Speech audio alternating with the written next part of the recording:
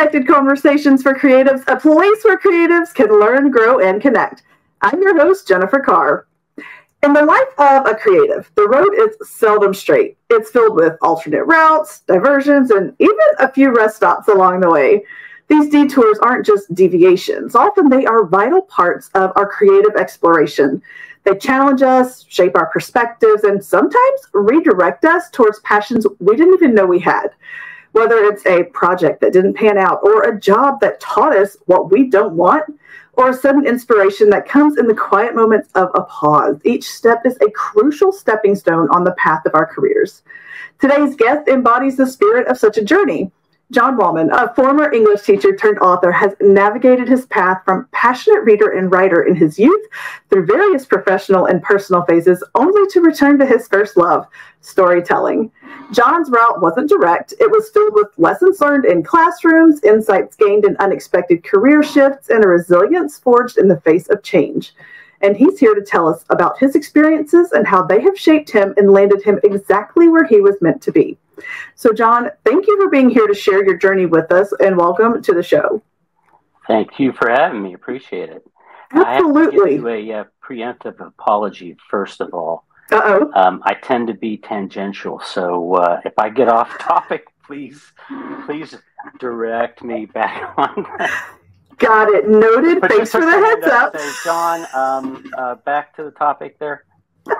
I love that. I co-host a different podcast with two other authors, and we have this signal where if one of us like waves our pen or whatever object we have in our hand, it means it's your turn to stop talking. John, shut up. That's right. I love that. No, it's great. That means that the conversation is not going to find a dead end. So before we jump into the how's it's and whatnots, let's get to know you a little bit and tell us about your early steps into writing and just what got you started on that journey. Well, a long time ago, far away. So, no, I've grown up with a family of teachers, grandparents, aunts and uncles. My mother was a teacher, then eventually became a principal. So I fought my hardest to avoid that fate. And guess what? You can't avoid fate, which actually happens to be a theme in my series, but we'll get to that later. I grew up with a teacher. My mom, was an elementary school teacher. She took us to the library. She read to us. She had books all over the place. In particular, she had the old Reader's Digest condensed books that I think they were like 3 books, 2 or 3 books in one volume. And they were, we must have, as a kid, I thought we had hundreds of them. We probably didn't, but it seemed like it. And everything seems big to a little kid. But, we had those laying around, and I eventually got into those. And, as a little boy growing up with television, the 3 basic channels that everyone had, basically, that's where, I ended up getting a lot of my love of storytelling from television and movies. We didn't go see a lot of movies. It was whatever was on, happened to be on television. And of course, in those days, your local TV stations ran all those old science fiction movies. Here in Pittsburgh, we had a very famous Saturday evening show called Chilly Billy. Or actually, that was his name. I can't remember. Chiller Theater, that's what it was called. And it was hosted by Chilly Billy. And sometimes we'd sneak up out of bed and go downstairs and quietly turn the TV on and sit there and watch these movies real late at night when we're supposed to be in bed. So I grew up with this science fiction kind of in my likes for storytelling. It started off with like Hardy Boys mysteries, the 3 investigators, of which I happen to have an old volume right here. The 3 investigators. I love these books. There must be like 100 of them. And comic books, of course, too. But, when I just remember the movie 20,000 Leagues Under the Sea and the whole idea of this strange contraption that was new to the world that went underwater. And it was just such a great movie. And it was a Disney movie, too. it was such a great movie. And I remember finding the book on the shelf in one of those Reader's Digest condensed versions. And it's probably a good thing that I read that rather than the actual, full novel, because they're, that old, Jules Verne Victorian style writing with the 5-page paragraphs and such, that would have been extremely difficult for a young fellow like me. But I remember reading that and thinking, wow, this is even better than the movie. And I found H.G. Wells's War of the Worlds, and those two books probably really set my fate as far as science fiction, fantasy, and horror, and the supernatural was concerned. Because I'm going to say something very controversial. I believe science fiction is a subgenre of fantasy. There, I said it. Those of you out there watching, if you don't like it, send me an email, explain to me why I'm wrong, and we can have a nice little debate. But anyway, see, there I am going off tangent. No, that's great. So, yeah, I probably will hear something about that. So, I grew up with all these different great science fiction movies, Voyage to the Bottom of the Sea, Fantastic Voyage, and Planet of the Apes. And, I liked other movies too, especially like adventure, hero, epic kinds of movies. And I've always liked that. I continue to do so today. But it was just something about the unknown and how science can be perverted for evil things, and how we can overcome that conflict of man versus machine, and all that. It just really appealed to me. And then came along movies like The Thing, and I'm talking about the old one, The Blob, The Birds. All those are science fiction movies too, but they had this horror bent to them. So I'm bending this way for science fiction. Now I'm coming this way a little bit with horror.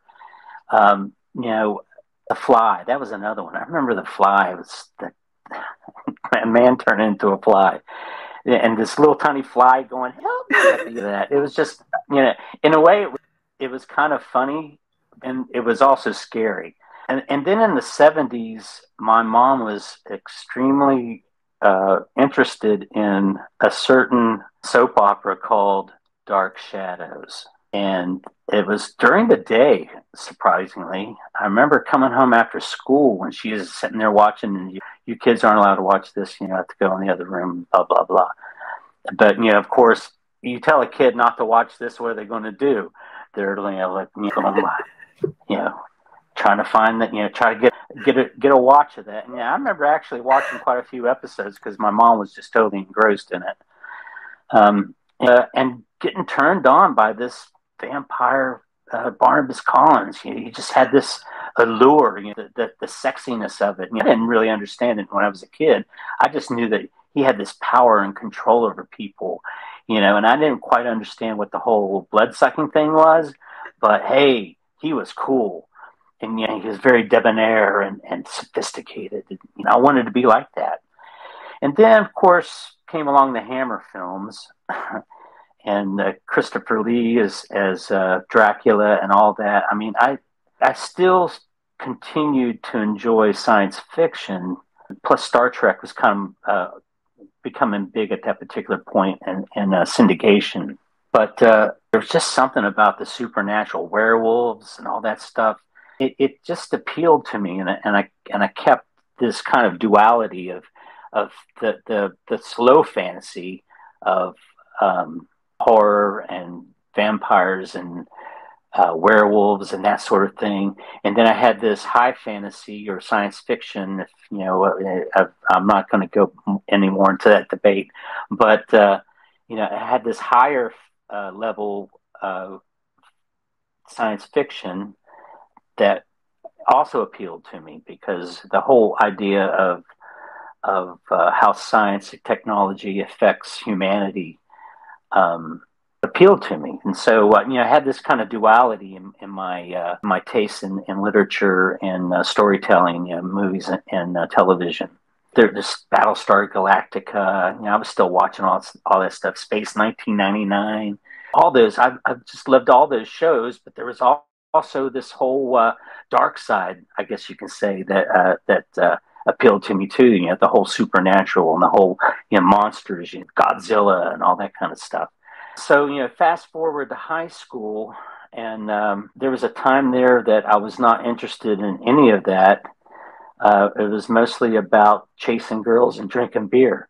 So, those 4 years there wasn't a lot of reading of much of anything, even school stuff, until. No, I take that back. I did do some science fiction reading. I was heavy into Star Trek, but I was a closet trekker because it wasn't cool. I didn't want people to know I was a geek. So, fast forward to my senior year, and Dr. Morgan, God bless her, she had the class read The Hobbit. And it was perhaps one of the only books that I can think of that I actually fully read in high school, signed books. And that captivated me too. For some reason, it was like an extension of the other two avenues I was on. So I had this third one. I wish I had three hands, but I had these three avenues now that had become important.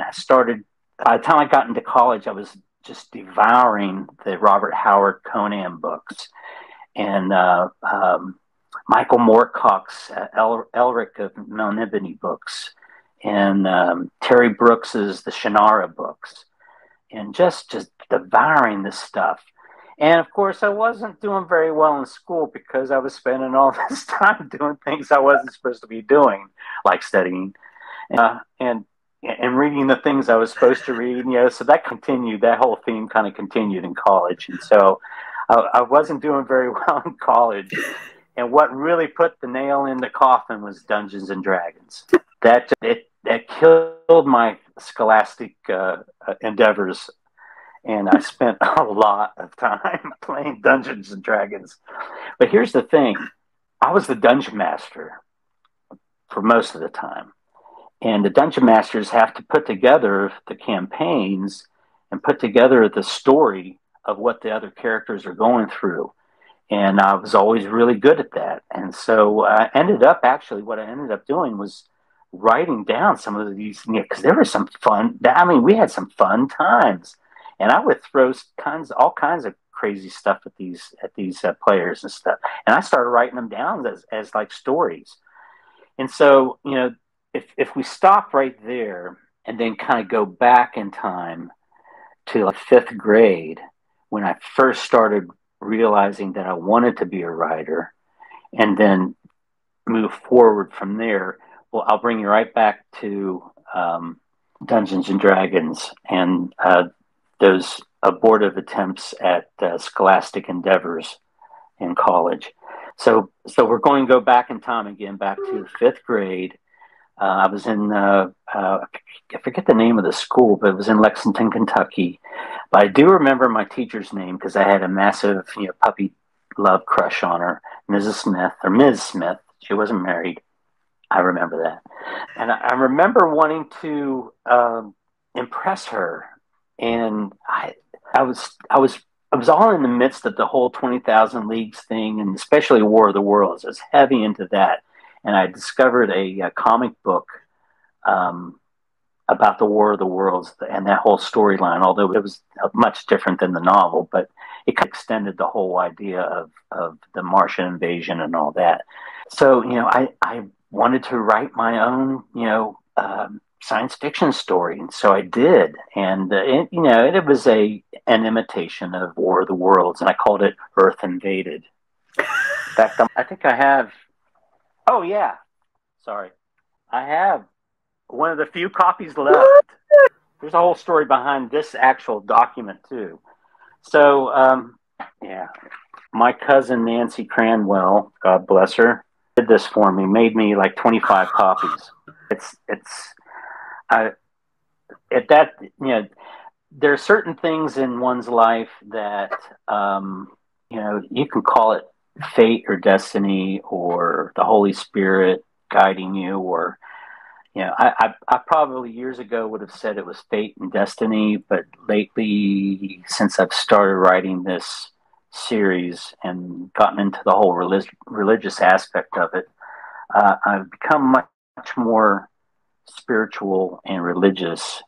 And so I'm going to say the Holy Spirit guided me and or put things in my path. And I had choice to either accept that and do something with it or totally ignore it.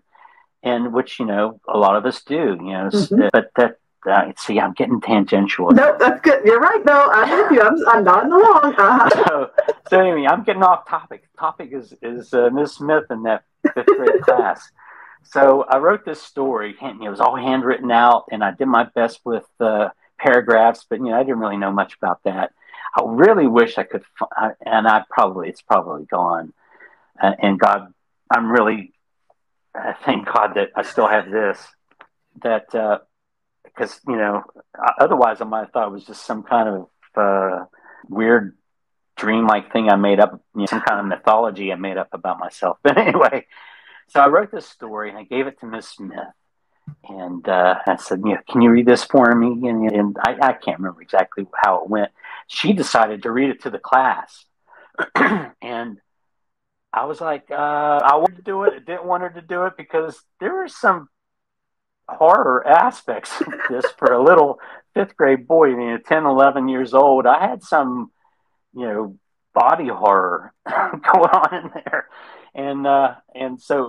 But she read through it, and I remember the kids cringing. It was like, but they gave me a standing ovation at the end of it, and that's what sealed it for me.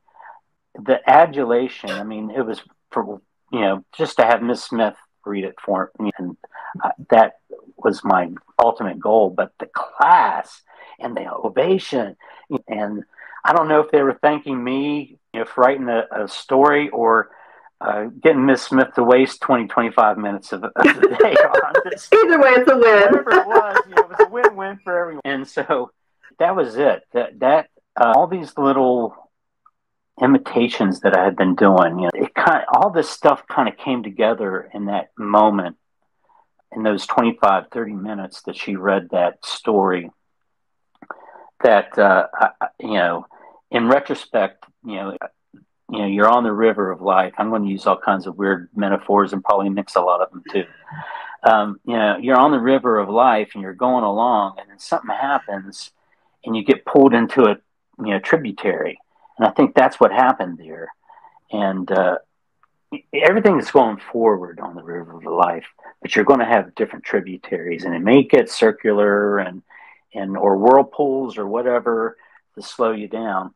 But everyone's going forward on the river of life. You're going to a destination. You're going somewhere, and whether you want to call that time's arrow or whatever, the river of life, whatever metaphor you want to use, everyone's going forward.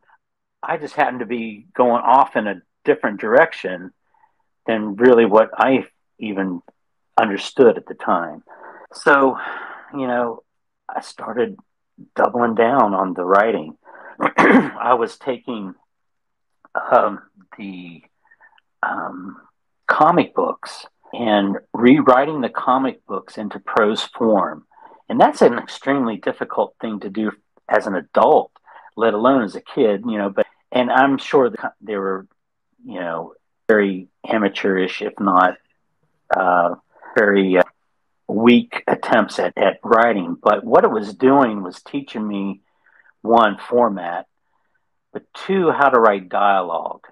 And I think, and I actually used that exercise later on in my teaching years with a creative writing class that we had a couple weeks that we were focusing on dialogue. And I said, I want you to, if you have any graphic novels or comic books at home, bring one in. If you don't, kindly ask your parents to go get one, and you make a little thing out of it, and all of you can go look for something together or whatever.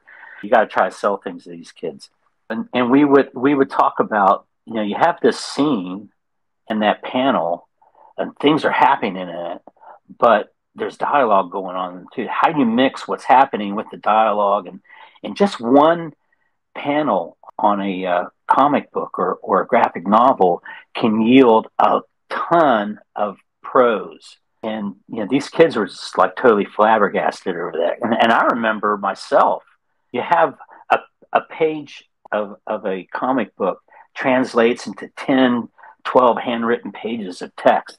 And I remember going, wow, I just wrote that. I really wish I still had some of that, because it would probably be entertaining. But, I remember just slaving over that and spending hours and hours and hours on translating those comic books into prose, and then writing my own stuff. And I had this big, thick notebook of all this stuff, and I took it with me everywhere I went, to school, to the library, everywhere. It was in my backpack, and I just remember it was a part of me, and I lost it. I was heartbroken.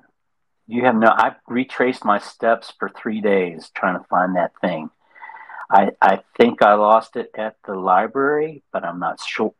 I went to that library. I was so devastated. And this was my 8th grade year in middle school or junior high at the time. And the summer of after my 8th grade year, I lost that. And I'm telling you, it was thick. It was over wide. So I needed another notebook. But it was just hard to take things out of it. It was blood, sweat, and tears from essentially the 6th grade. So it was 2 years of all of this. I don't want to say work. It wasn't work. It was art. It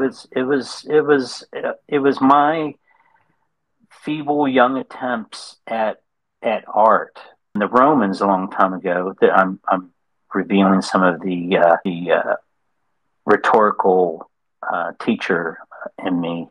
The Romans used imitation a lot in teaching their students, and imitating different speeches and such. You would have to use the same syntax, but you had to change the details and the topic, but use the same syntax. So that you were learning from the masters the rhythm and the sentence structure and everything, and the overall outline structure of that particular speech or whatnot. And again, I used the same kind of thing in some of my classes, especially in my AP classes. I did that a lot with doing imitation and that sort of thing. I can't tell you how you might as well have just stabbed me and just take it out. I mean, it killed me. And I quit. Drinking beer and chasing girls it filled that hole. Maybe that's it. It filled the hole. And so for those years in high school, I didn't do much, if any, kind of writing other than for school. And I was always a pretty good writer, essay writer, and that sort of thing. And I remember Dr. Morgan, when she was Mrs. Morgan at the time, but Dr. Morgan encouraging me in certain ways to expand my use of punctuation. And she gave me a Harbrace College handbook as a gift when I graduated. And I had that thing for a long time. And again, that's one of those things that just kind of life comes and takes things away, like it did that notebook. And I lost that. Might as well just say I lost it somehow over all the various moves in my life and things like that. Things just fall through the cracks. And I wish to this day I still had that because it taught me a lot about how to use punctuation and the proper places pieces of punctuation go and what each type of punctuation means. Yeah, again, that's just one of those losses in life that in retrospect, you go, I should have been better at keeping those sorts of things. But hey, what are you going to do? Right. Life goes on. That's right. And you got to keep pushing. And so, so I get to 12th grade, and Dr. Morgan gives the class The Hobbit to read. And I remember something about that book just lit that fire again in my heart. And I started devouring my books, as I called them. I didn't care about it. And my parents are probably, if they watch this, then they probably will probably be nodding their heads going, yeah, now we know. So, I'm devouring all these books. And then, of course, Dungeons and Dragons and that whole thing. Oh, my gosh. I can't even tell you how many hours. I bet you can count the hours and it would become months of solid time spent playing Dungeons and Dragons, and all the prep, as a dungeon master, all the prep. Anyway, I'm tangent again. So, I get back to writing these adventures down, and sharing them with my friends and stuff. And they're like, oh yeah, it's cool. Oh yeah, I remember this part. Oh yeah, right. That never happened. It's like, oh yeah, well, I had to throw that in there. And that sort of thing. And so I started catching the writing bug again. And then other things happened to change the direction of my life. I started off in engineering, and I wanted to make money. That's what it was. I did really well on the ACT tests, on the math and science sections. And I'm like, hey, engineers make a lot of money. That's what I'll go into. And so I go into engineering. The calculus killed me. Transferred over to the computer science, and the bugs bugged me. What else did I do? Journalism, business. I did everything except the one thing that fate, Holy Spirit, whatever was driving me to. Because here's the thing: all those bad grades that I got, I balanced them out by taking, guess what kind of classes? English classes. I was going to say. I took English classes. I'm honest. I took English classes to balance out. I get a D in calculus. I get an A in creative writing, or get a D or fail organic chemistry, but I got a B in science fiction and fantasy class, or words and usage. I took all these kind of crazy English classes because I knew I'd do well on them. And my mom and dad finally sat me down and said, you've been in school now for 4 years and you've gone nowhere. You've changed your major 3 or 4 times. If you've changed your major a number of times, we have no idea how many. And you've got all these English credits. Just get a degree in English. Then you can go back to school and do whatever you want, but just get the degree. I was going to say something. Yeah, thanks. I edited myself. Just get the degree and get it over with. And I'm like, whatever. And so, I changed my major to English. And then my mom very subtly started saying, well, what can you do with an English degree, John? No. I don't care. I just want to make you guys happy, get my degree, and then I'll go about life and do whatever, float on the river of life and not worry about things. She's like, well, the world does need good teachers, and that's something you can fall back on. If you're not succeeding in other things, in other directions you want to go, you can always fall back on teaching. Made sense, whatever. And when I did, I went from mediocre grades to almost straight A's. In fact, there were a couple semesters I did get straight A's. And got on the dean's list. My parents were like, "Oh my God, you must have had some demon that had been cast away, and whatever." So it was a creative writing class. I think it was the second one I took. I couldn't write short fiction. There's something that happened. These ideas that I had ended up being, everyone was writing these 20-page short stories, and we'd share them with the class and read them out loud. I come in with a 40-page incomplete story because it was going somewhere longer. And I got a B in that class only because the instructor said, I can't give you an A because you didn't follow directions, but you wrote some good stuff. You should kind of try to develop some of these, because some of these stories are pretty good. Fantasy's not my genre, but you do well with the basics. And so here I'm a teacher. And I'm thinking, I hate classes. I don't have a whole lot of respect for teachers, and here I am, the thing that I don't have a lot of respect for. I'm serious. I breezed through the rest of my collegiate career virtually straight A's, except for the one or two B's I got.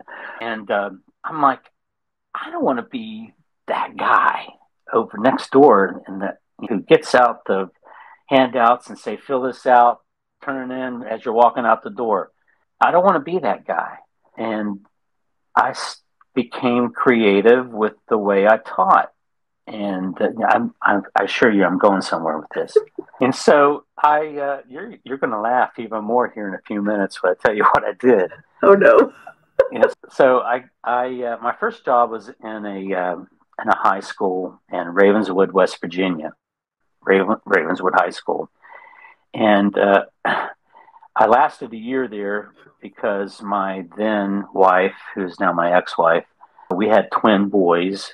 And she stayed in Morgantown because she had a really good, solid job working at WVU, Morgantown, West Virginia, for those of you who aren't familiar with the area where I live. And I was doing all this traveling back and forth. It was killing me. So I made some connections with some principals in Morgantown, and one of them, Jerry Edens. I'm going to be dropping names left and right because these people deserve it. Yeah. Jerry Edens said, I have a position, but it's half-time. If you take this position, because I can't find anybody to take it, if you take this position, I will go out of my way to find a full-time permanent position for you. I just need someone, to take this position. And it was my way to come back home. So I said, yes. I had another job to augment my really low teacher salary. We survived. I mean, it was hard financially, but we survived. Jerry Edens came through and got me a job at South Middle School, or South Junior High at the time. Here's the funny part. Here's the fun part for me.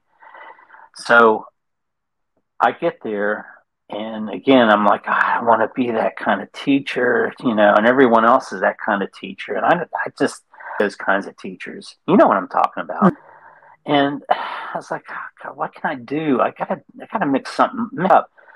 And was at Ravenswood, it drove my principal nuts. I had this thing where I was Sir Wallman, and you were my vassals.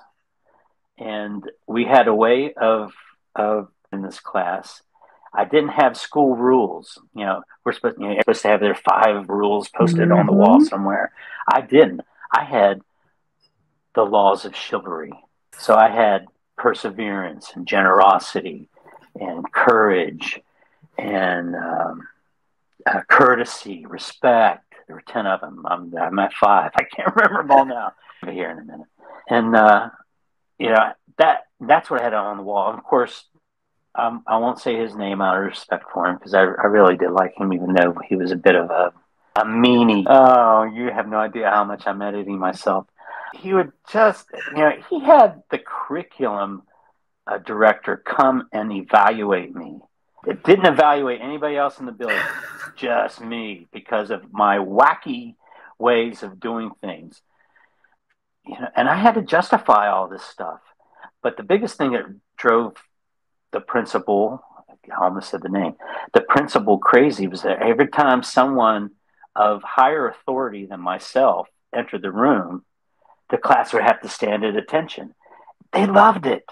And, and then they would leave and the kids would sit down and I'd be going, good job. And just loved it. They played along with it. They called me Sir Wallman, and it was sort of a little fun for me, but I knew there was something more I wanted to do. And it kind of grew out of the honors classes. The thematic portfolio project, again, I'm going somewhere with this. The thematic portfolio project was, kids had it, and basically I wanted to teach researching skills without actually having them write a stupid research paper. Thank you. We're talking about 7th, 8th, and 9th graders. Now, 9th graders are getting ready for high school. Yeah, they need to be writing a research paper. But the 7th and 8th graders, really? Yeah. And what are you going to get? Just regurgitation, copy paste. And so I just wanted to do something. I wanted to teach the skills, but I wanted to do something different. So I had this thematic portfolio project. So they had to pick a theme, say like baseball. And they had to come up with 3 pieces of prose and 3 pieces of poetry that dealt with that theme. Then they had to write their own 2 pieces of prose and 2 pieces of poetry for that theme.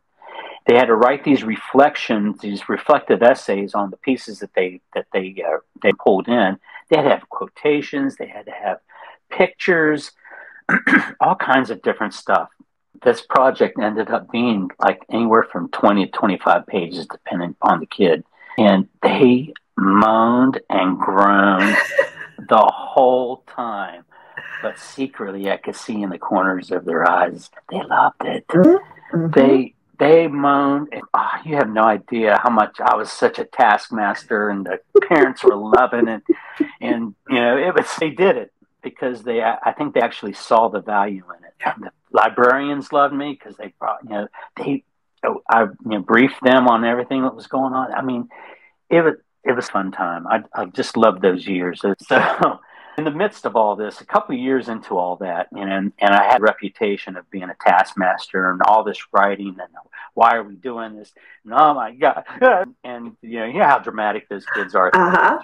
And so the teacher comes up to me one day. This is like 3 or 4 days into all this. And it's not just me. I mean, it was a team effort. Yeah, right. But I started it.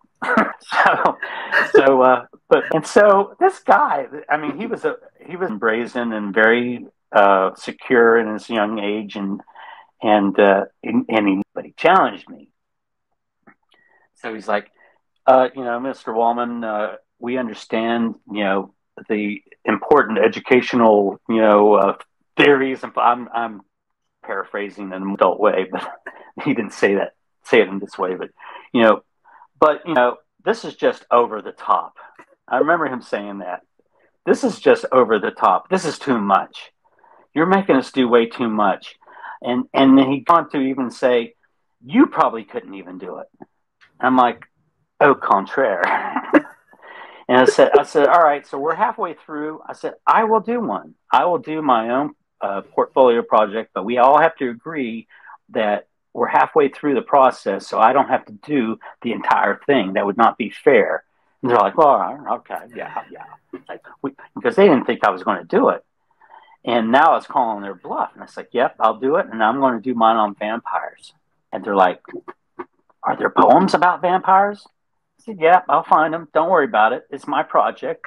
You got to pick your themes. I'm going to pick mine. Mine's going to be vampires. Because at the time, I was heavily into Anne Rice and all that stuff. So, and the kids knew that. So I proceeded to do my, abbreviated thematic portfolio project, but I wrote a prose piece about a girl who finds a vampire and she has a little chat with him. So it's sort of like Interview with the Vampire a little bit. But by the time the project was to be completed, I wasn't finished with it. So they let me off on that one because they thought it was a really good, neat little story or incomplete story. Because once again, I couldn't, it was a bigger idea than 5 or 6 pages of typed out prose. So it was shades of college in that creative writing class. But they're like, all right, I guess you did it. So and so I had that little story, and it got put away. Just like everything else, and when you move, everything gets boxed up. I went from the middle school to the high school and taught AP language up there. So I had, life goes on, and I was divorced by this particular point, and I met my wife, Deb. She was in Pittsburgh at the time, so I naively thought, hey, I can quit this job here, go up to Pittsburgh, make more money, and live a better life. I'll be a little bit farther away from my boys, but it's an hour and a half drive, no big deal. Yeah, I was very naive because my 19 years by that particular point had priced me right out of the market. So I had to go into other areas. So, keep in the back of your mind that that story was boxed away somewhere. And fast forward to 2009, I just lost my job because of the Great Recession. No one's hiring, and my job was actually recruitment process outsourcing. So we were doing the hiring for Goodyear tire plants. And when no one's hiring, no one needs your RPO services. So I lost my job. And so at this particular time, True Blood was on HBO. And so a friend of mine, her name's Deborah. So my wife's name is Deb and her name is Deborah. And they're both on my dedication page in the first book, The Dark Stirs. So Deborah and I talked about True Blood all the time. And at some point, she goes, we could write our own vampire story.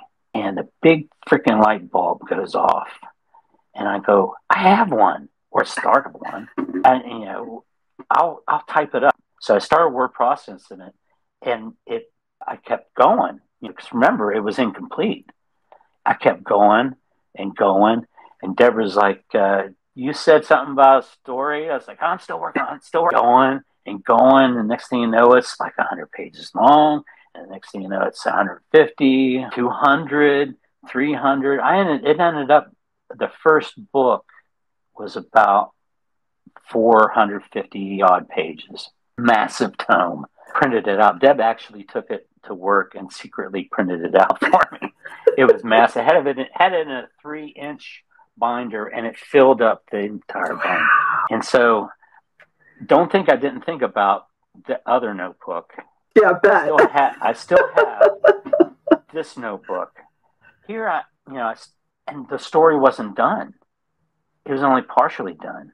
And by this time, I had an idea of where I wanted to go, but it was way down the road, down the story road. I mean, it was, how am I going to get there? I was still unemployed at the time. I just kept with it. And I had gotten into the second book, and gotten into the third book. And all these books were huge. I mean, they were massive tomes. I had all these preludes and interludes and postludes, and because I'm very tangential, and I had all this stuff. I mean, thousands of pages of stuff. I mean, it was massive, and it still was done. And Deborah, the friend, is like, this is way beyond me. So a few years later on Facebook, I think it was in a Facebook writing group. A young lady said something about starting her own publishing business, and what the rest of us thought about the submission process and all that. And of course, everyone had lots of opinions about that.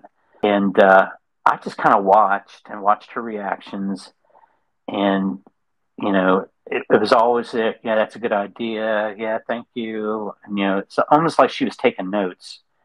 And so I DM'd her and said, are you accepting submissions? And she goes, that's an interesting question. Yes, I am. No one else in the chat or in the comments had asked her anything. They were responding to her question. I'm thinking, I have an opportunity.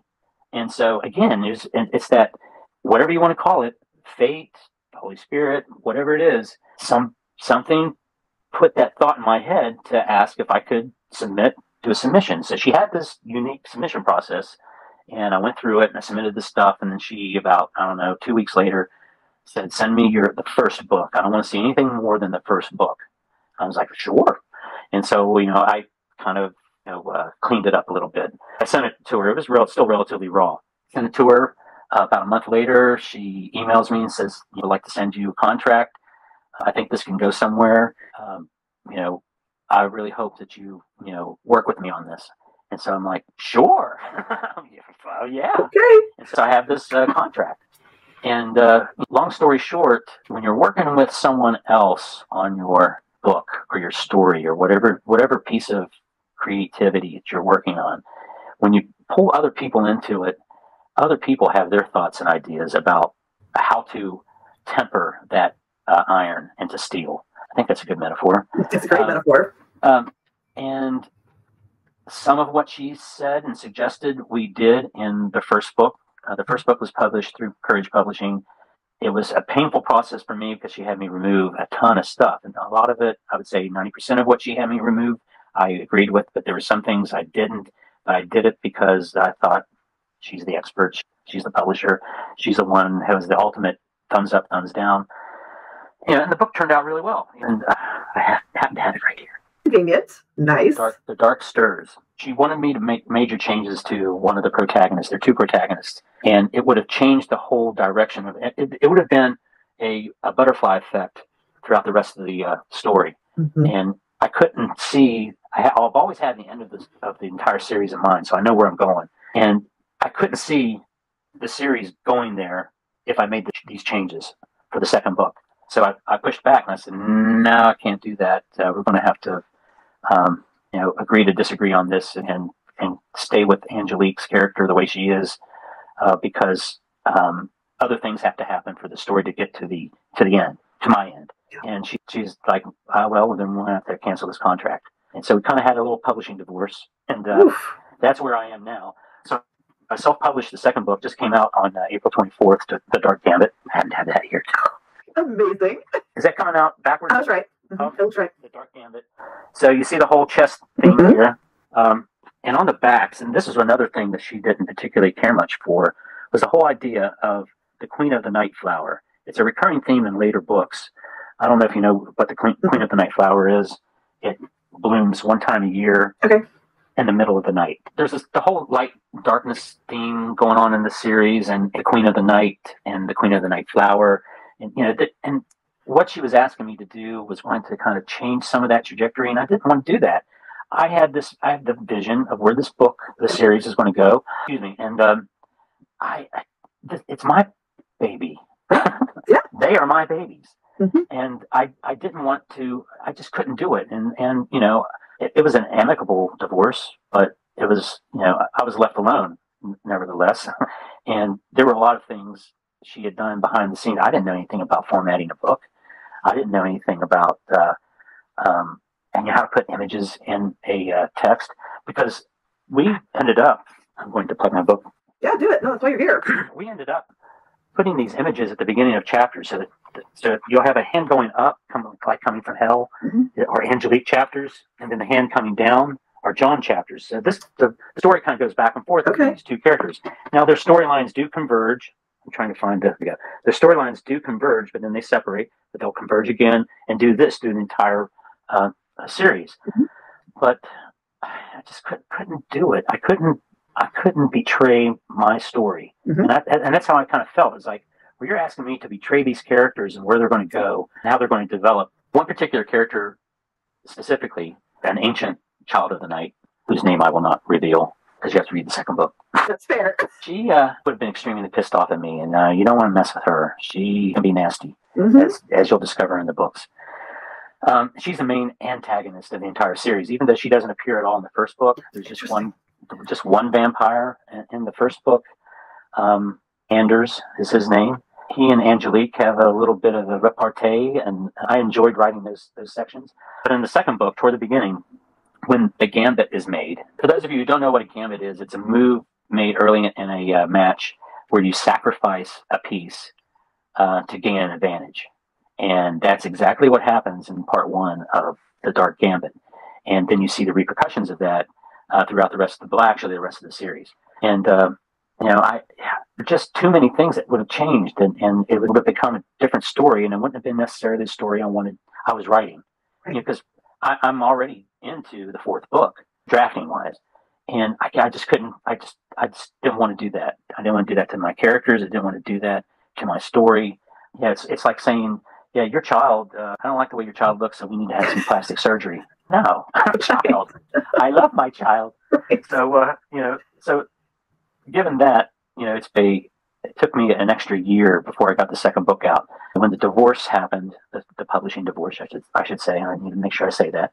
When the publishing divorce occurred, we were getting into the second round of edits, or second round, I think, of edits, when she was like, I just don't like where Angelique is going, and I think we should do this and this. And I'm like, no.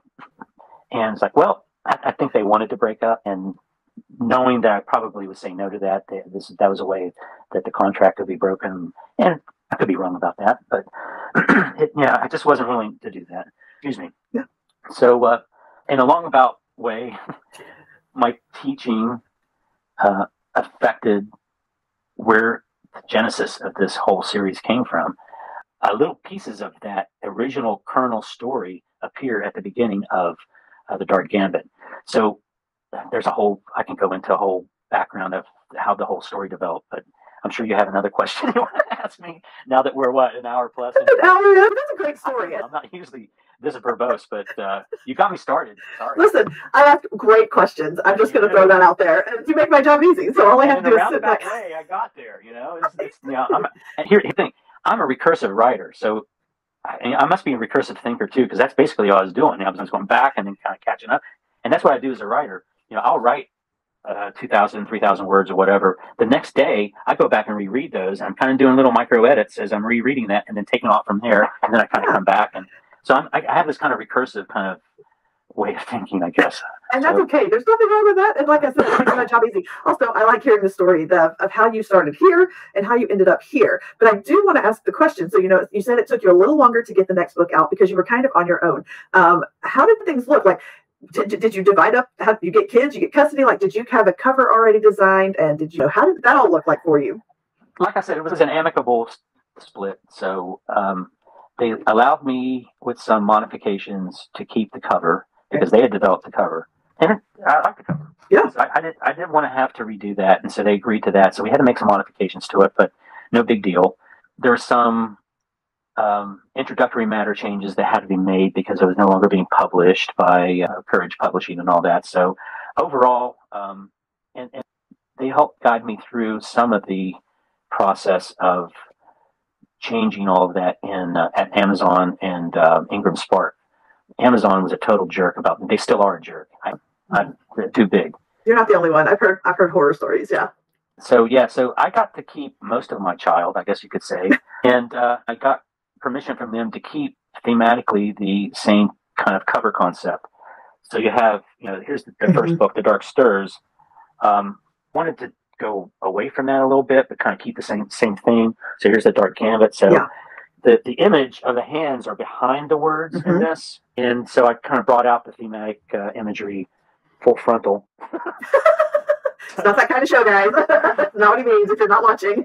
If you just tuned in. Yeah, things just got weird. So a young lady, Alicia Dorset, who helped me work with me and design that, I told her, I said, I want to diverge from the original cover, but I don't want to go too far, so that they want to look similar, like they're part of the same set and same series. So she was really good about that. I thought she did an excellent job. Yeah. And I'll probably diverge a little bit more with the third book, The Dark Harvest. That by the fourth book, even though the spines will probably be the same, but the covers will be, there'll be a definite evolution of cover by the time you get to the fourth book. Nice. So are you completely and totally indie now? Do you have a small press behind you? Okay. No, I'm it's like, if you've been divorced, when you're looking for a mate, someone to share your life with, once bitten, twice shy, I guess as they say. So you're a little more careful about the partner. Yeah.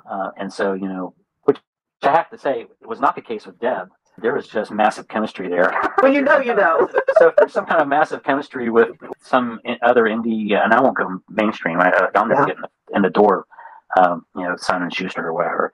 But, it'll just have to be the right publisher at the right time. Right now that I've learned how to do all this stuff, it's not going to be as difficult with the third book. But, it was not easy.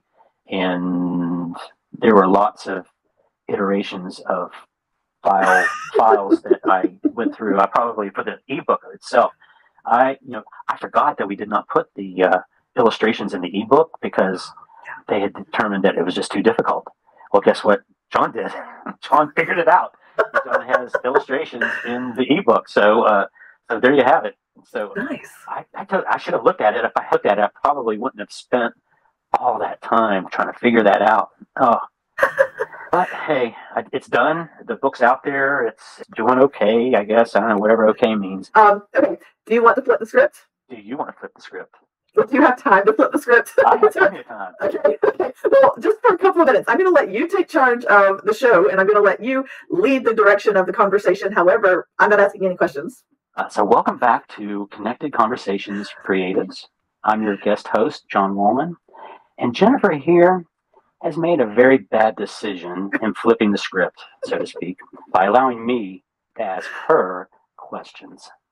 So I'm going to ask you 4 questions, Jennifer. Okay. They will increase in complexity, and hopefully they will reveal something about you to the audience. You may have heard some of these early questions before, but I've not. You haven't, so okay. It'll be new to me. Okay, and do I get lifelines, phone a friend, anything like that? Well, we'll see. That'd be great. Thanks for having me, by the way. Oh, yeah, great. I'm glad you're here. So the first question is kind of double-pronged, all right? Why did you start a podcast? How did you get started? It was a very selfish reason for starting a podcast, if I'm being honest. I had written a book, and I didn't really know what I was doing in the book publishing world as a self-published author. And so I thought, how do I convince people to tell me what they know? And also, kind of make it sound like I'm offering them something as well. And so I started a podcast. I had a podcast back in 2019 into 2020. I'm a certified brain health professional that goes along with my other certifications and degrees and stuff with psychology and marriage and family counseling. And so I was doing a podcast on health and wellness, and particularly brain health and wellness. And so I already knew how to podcast in a way, like I had already had one kind of, but things kind of moved quickly. And I added the video component to it because it was just audio before. And so it was kind of I just started doing it, and it was so that I could connect myself and now connect others with connections, resources, other authors, publishers, book cover designers, whatever an author or creative is looking for. And it's also a platform to let artists share their work. So it was selfish, but at the same time, it's community building for me at this point. Yeah, it's win-win. It is a win-win. And season, so this is season 3. We just started season 3, recording season 3. That starts airing in June, which, is so crazy that it's already gone by this fast. But season 2, I had 46 conversations, and I think season 3, I'm up to 51 scheduled conversations. And so and it's global. It's not just America. So I'm so excited. That's awesome. Yeah. Well, let me ask you this. Do you have a big girl job? I do. It's right. Writing is kind of like my second job. I have a big boy job. Do you have a big girl job? I did. I taught AP psychology, and I was a marriage and family counselor. And we have that is homeschooled. And once she kind of reached independence where I didn't have to invest solely in teaching her one-on-one, she's way smarter than I am. So it kind of got to the point where I couldn't do that anymore. So she's kind of independent study. And so I have time to write books and podcasts now. And my husband works full time so that I can do that. Right. Hey, aren't those AP kids just intimidating? I was actually smarter than they were, which is surprising. But in psychology, totally different ballgame. They come in not knowing anything about people or themselves. And so I was like, let me tell you who you are. Those first couple of years, I was very intimidated. So they are so smart. I bluffed myself through it so, until I felt I had to really pour the rhetoric in my head. I mean, I drill a hole in my skull, pour it in, because it was tough. Great test score averages. So no one complained. Exactly. Class. It's a wild world. Okay. Yeah. So I think you kind of alluded to this or talked about this or mentioned it, but what is your creative outlet? I write books. I just kind of started dabbling in lyric writing. That's kind of fun. I have some lyrics that are actually with some musicians right now. That really? Yeah, it's pretty cool. Series that I'm writing is it's called the Real American Country Series, and it revolves around a reality television show for country music artists. And so I thought it would be fun to incorporate some lyrics that the characters have written, as they are all creatives and artists in their own right. And so I had submitted several songs to the International Song Competition, and 2 of them made it to semifinals. And I thought, hey, that's pretty fantastic. Yeah, it was really surprising, shocking. I'd never written lyrics before. And so then I called up a woman that I actually had on last season's podcast. One of our conversations, songwriting life coach. And so she helps people, she coaches them through writing song lyrics to process emotions and that kind of thing. Anyway, I called her up and said, I got some lyrics. I need some music. What you got? And she was like, let's have a conversation. So again, the podcast kind of full circle there. It was kind of neat. That's awesome. Congratulations. Thank you. Wow. All right. Last question. Okay. What are your thoughts on quantum entanglement? I don't have many thoughts. Entanglements, it could be good, it could be bad. Add the quantum. I liked Quantum Leap growing up. That was a fantastic television show. I never watched the new one, but the old one I loved. Well, let me say this. You should look into it. Okay. Okay. Seriously. Good to know. Okay. Seriously. Briefly, it's when you take two particles, entangle them, and there's a way that they can do that, and I'm not going to get into that because I don't quite understand it yet. They entangle them so that they are behaving the same. Okay. Okay. And they take one particle, put it way in the distance, way over there. They take the other particle, put it way in the distance over there. And here's what happens.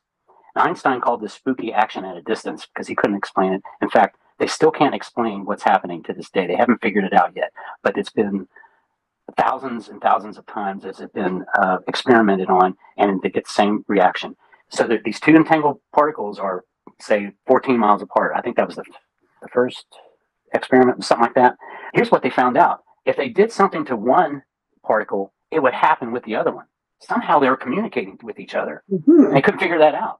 And so someone got the bright idea that let's time this because, it's not immediate. It can't be immediate. So let's see, how long it takes from one particle to talk to the other. You know what they found? They use atomic clocks. There's a whole thing, kit and caboodle that went with the whole thing.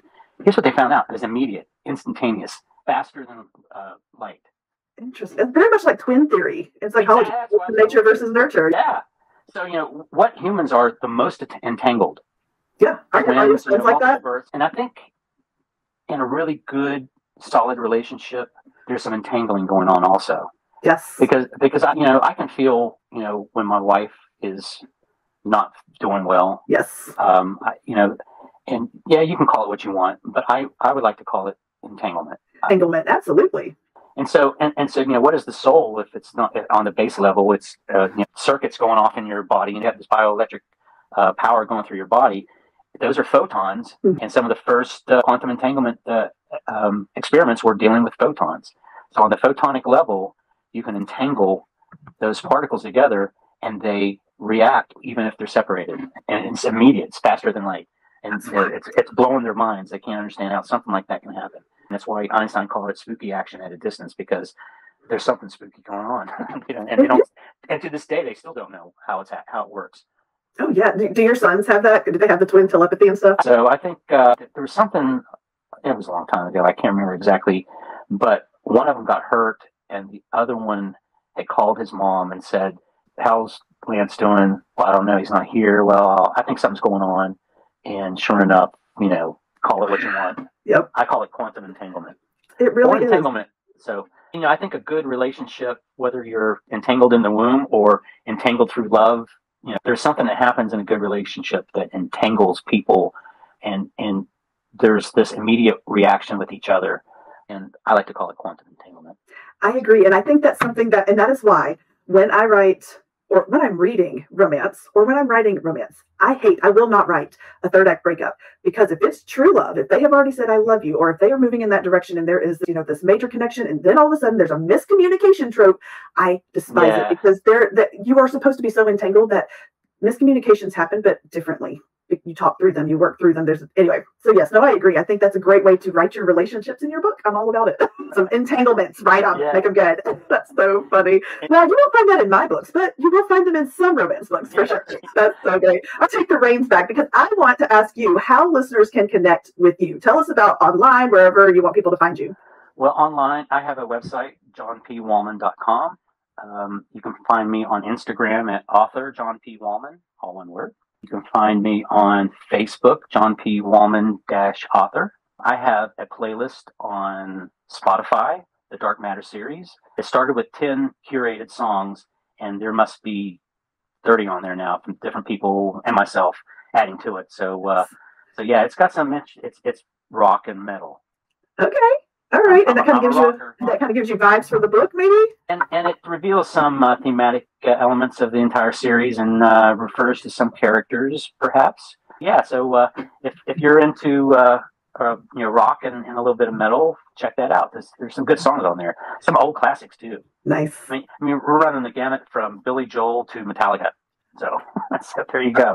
I love that. No, that's awesome. Okay, so what's next? When is your book out? When is book 2 out? Tell us all about that. Book 2 is already out. Okay. On April 24th, it launched. Okay.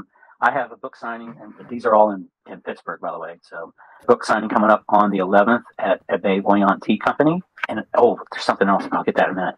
And I have another one on the 25th at Baked True North. It's a gluten-free bakery. I'm good friends with both proprietors. And that's all I have for now. I have some feelers out for some other places, but I haven't heard back yet, so we'll have to wait and see. But back to the tea. So Danielle Spinola, who's the proprietor of Abeille Voyante Tea Company, she and I collaborated for the first book on a tea blend. Oh, nice. That's awesome. Go to her website. When we connect later on, I'll give you her website too. Yeah. And so we had to do it for the second book. These are two totally different teas: the dark gambit tea and the dark stirs tea. That's genius.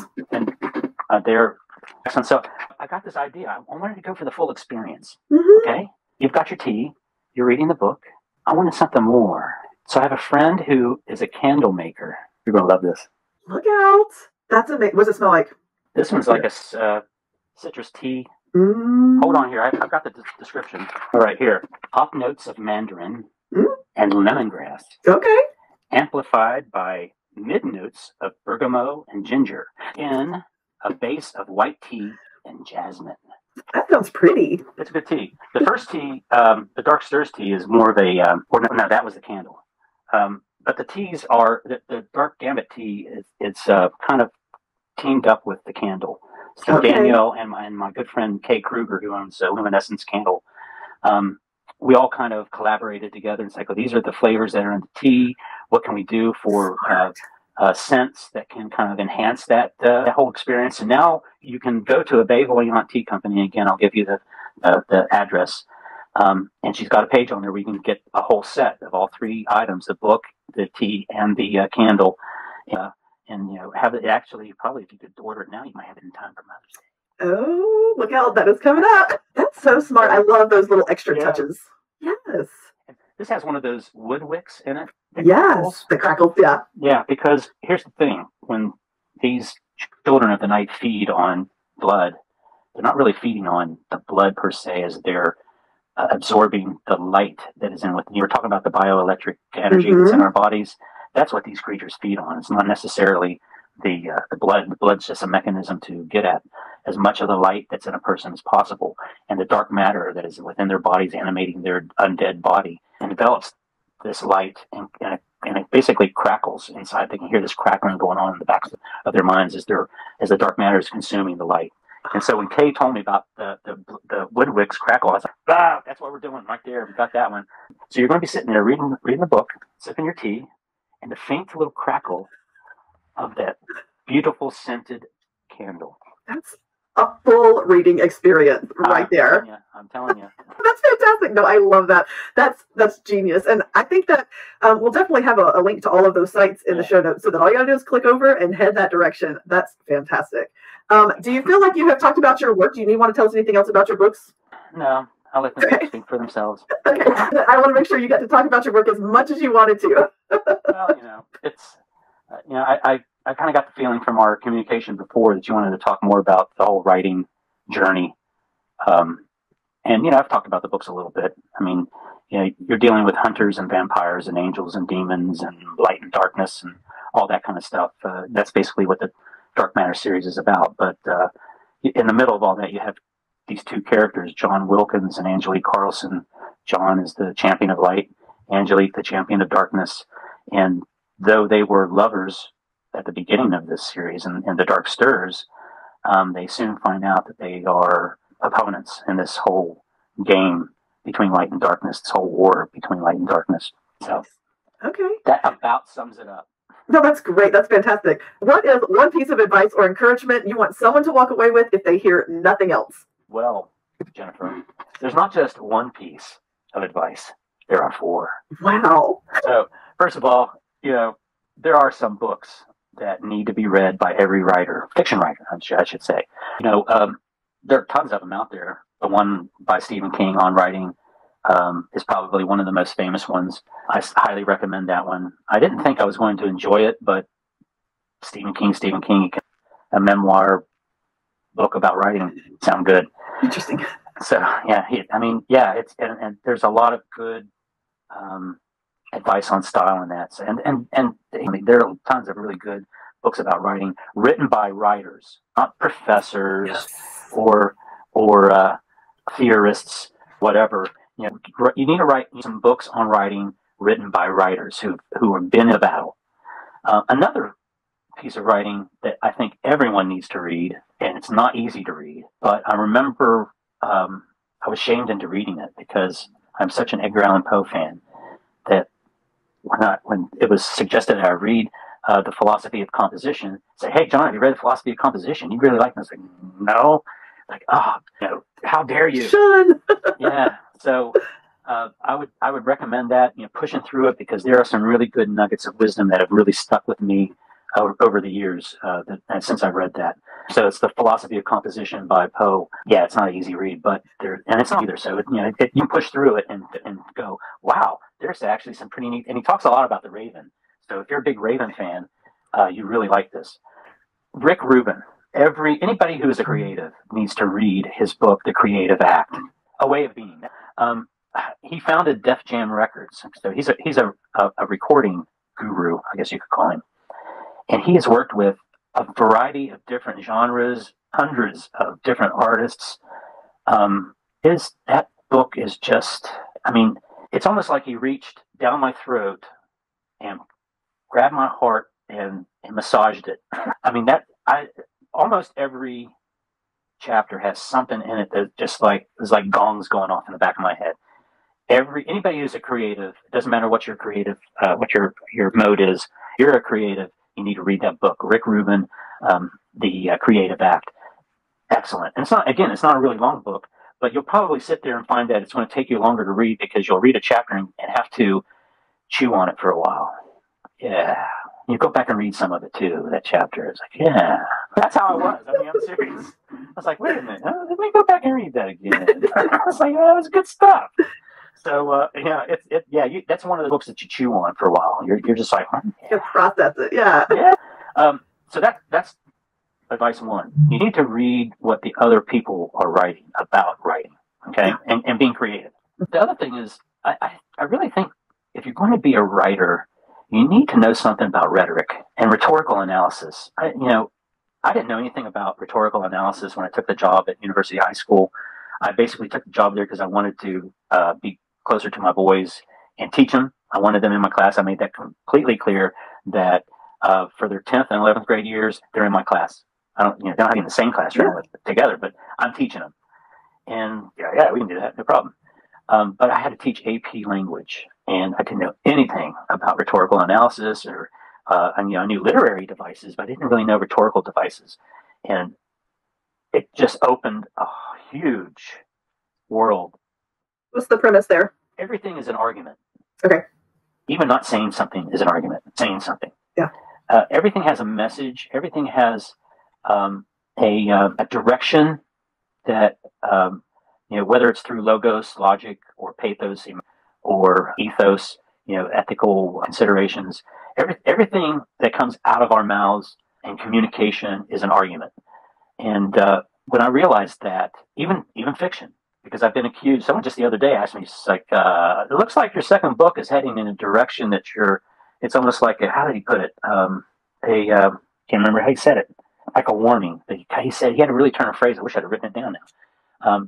Are you trying to warn us about something? And I had to kind of smile. It's like, I have to read the rest of the books when they come out. So everything's up. And once you realize that, then you can realize that there are devices and strategies and tactics that people can use to make your argument more effective and heavier. And those are the sorts of things in rhetorical analysis that these kids had to learn in order to pass the AP exam. Because that class is what it's all about, passing the exam. Yep. And so I had developed some connections statewide and locally, countywide, to give me some past tests. And we just analyzed those passages and those tests. And we did other things too. But I mean, everyone in that class, parents, everyone, the focus is passing that test. And so the first year, I kind of wrote on the coattails of the previous teacher, and I had a pass rate, which is like way above the national average. And so the bar was like way up here. And I'm like, holy shit, holy stuff.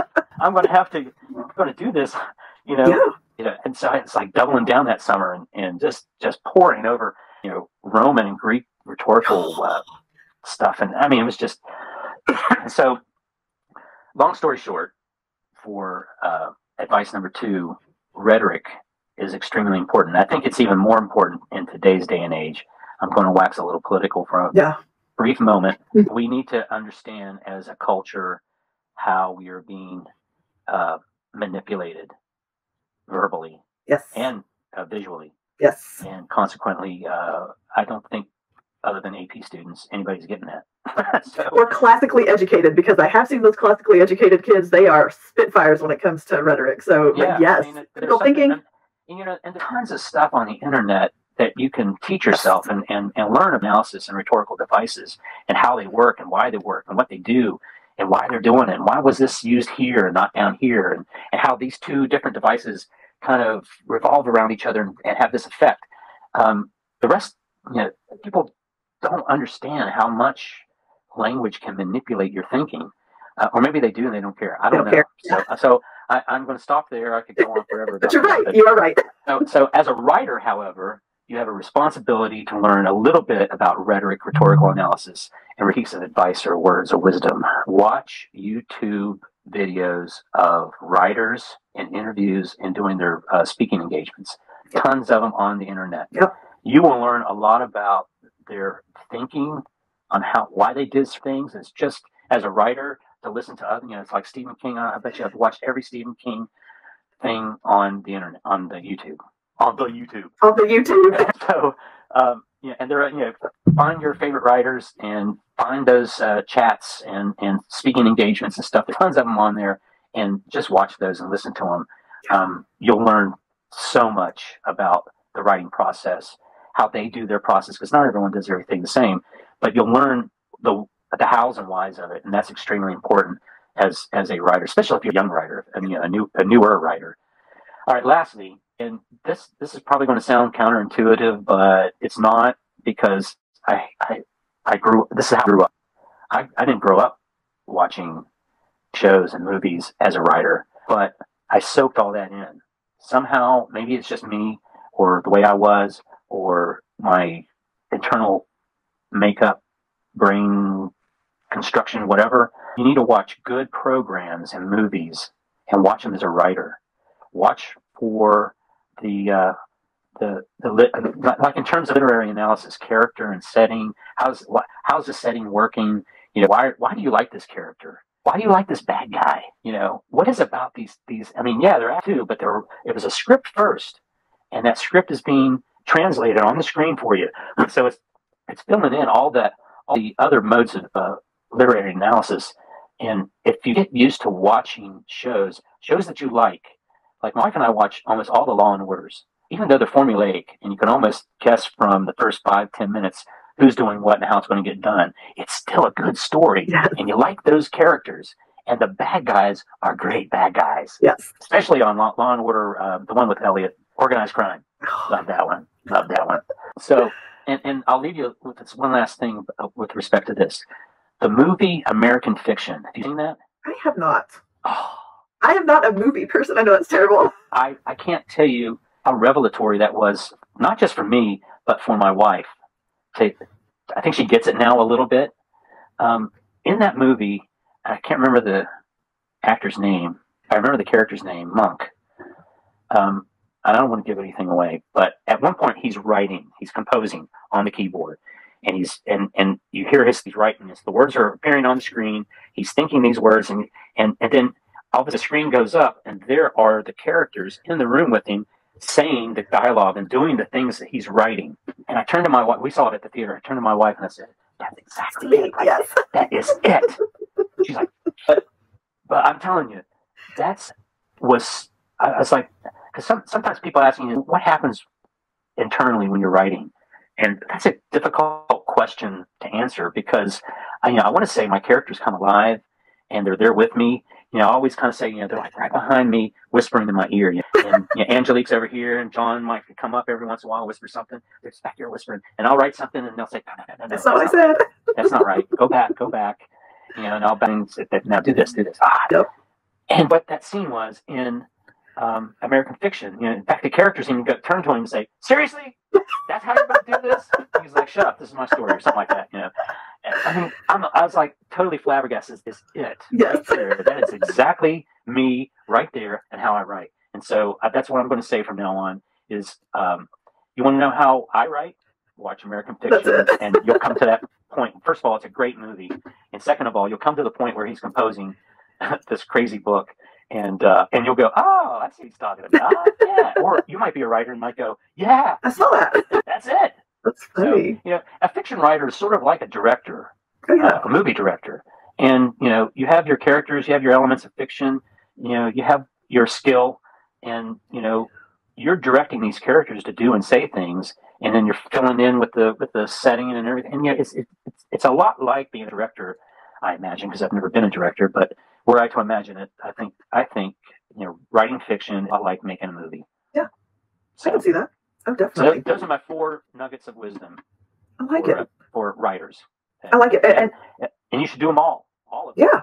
Yeah, and I think that's an investment that you're making into your craft, into your art, into your process, because, and you're not saying that you have to watch these things and emulate this person. You're saying learn from them, take the skills that they're teaching you and use them to make your art the best it can possibly be. Because so often, and I know how, like when I first started writing, I was scared to let anybody else who had written a book, who had published a book, speak anywhere near me, because I was afraid that I was going to want to be them, or that they were going to try to change me or my process. And so, but I have learned over the last several years that it's okay to take what they're saying and apply it to my work. They're not telling me I'm not good at what I'm doing if I'm not doing it this way, that what they have to offer will make me better at what I'm already doing. Right. I was always afraid, because I read so much Stephen King, that I'm sure early on, I'm talking like kind of post-college, that writing was some of his style had seeped into my style. I don't think I'm like that as much anymore, especially with the dashes and ellipses. I used to just dash and ellipses all over the place, like glitter. Yeah, and I kind of think, like in that first early draft, and then when I go back and when I do the recursive thing, I reread what I read yesterday or the day before, whenever last, and I'll see all this, and I'm like, that out, comma, that's the comma. Love that.